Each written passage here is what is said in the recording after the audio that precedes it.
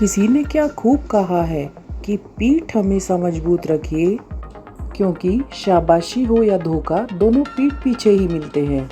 नमस्कार दोस्तों, मैं भव्या आज फिर प्रस्तुत हूँ आप लोगों के सामने एक प्रेरक सी कहानी लेकर।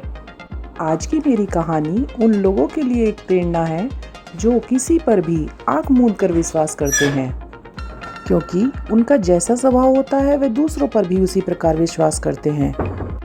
एक शहर में एक बिजनेसमैन रहता था। वह एक हीरा व्यापारी था और उसका कारोबार काफी बड़ा था। परेशानी केवल इतनी थी कि उसके कोई औलाद नहीं थी। वह अपने भाई के बच्चों को अपने ही बच्चों की तरह पालने लगा।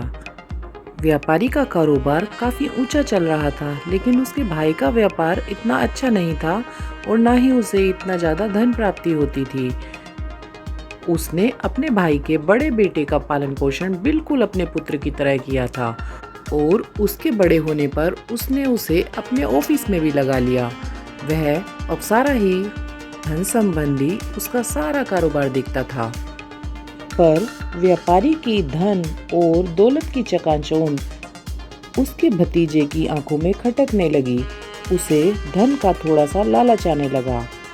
बिजनेसमैन तो आंख मूंद कर अपने भतीजे पर विश्वास करता था, लेकिन अब भतीजे के मन में थोड़ा सा पैसे के प्रति जो लालच जाग गया था, उसकी वजह से वह क्या करता कि जब भी कोई कागज साइन कराने के लिए जाता, उसके नीचे छुपाकर एक कागज ले जाया करता।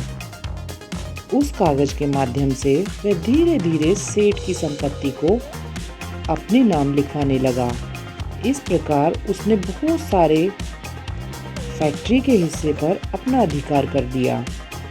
बिजनेसमैन को इस बारे में कोई अंदेशा नहीं था, लेकिन एक दिन वह ऑफिस में जाकर क्या देखता है कि उसका भतीजा उसके ऑफिस में उसकी कुर्सी पर बैठा है और वह एक मालिक की तरह काम कर रहा है।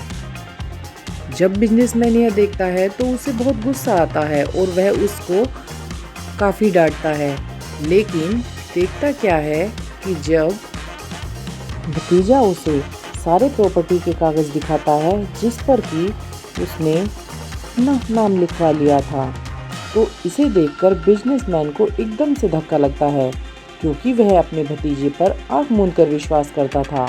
उसे इस बारे में कोई भी अंदेशा नहीं था। हालांकि उसकी पत्नी द्वारा उसे बार बार सचेत किया जाता था, लेकिन बिजनेसमैन इस बारे में कोई ध्यान नहीं देता था। तो दोस्तों, इस कहानी से हमें यह शिक्षा मिलती है कि कभी भी किसी पर आंख मूंद कर विश्वास नहीं करना चाहिए, क्योंकि धोखा हमेशा पीठ के पीछे से ही मिलता है और देने वाला भी वही होता है जो कि हमारा सबसे खास होता है। तो दोस्तों, इसी बात के साथ मैं अपनी कहानी को विराम देती हूँ कि अपना व्यक्तित्व कुछ इस तरह बनाओ कि लोग आपके साथ कभी अपने आप को छोटा महसूस ना करें। तो अब अपनी दोस्त भव्या को इजाजत दीजिए, फिर मिलते हैं एक अच्छी सी प्रेरक कहानी के साथ। मेरे चैनल को लाइक, शेयर और सब्सक्राइब करना ना भूलें। धन्यवाद।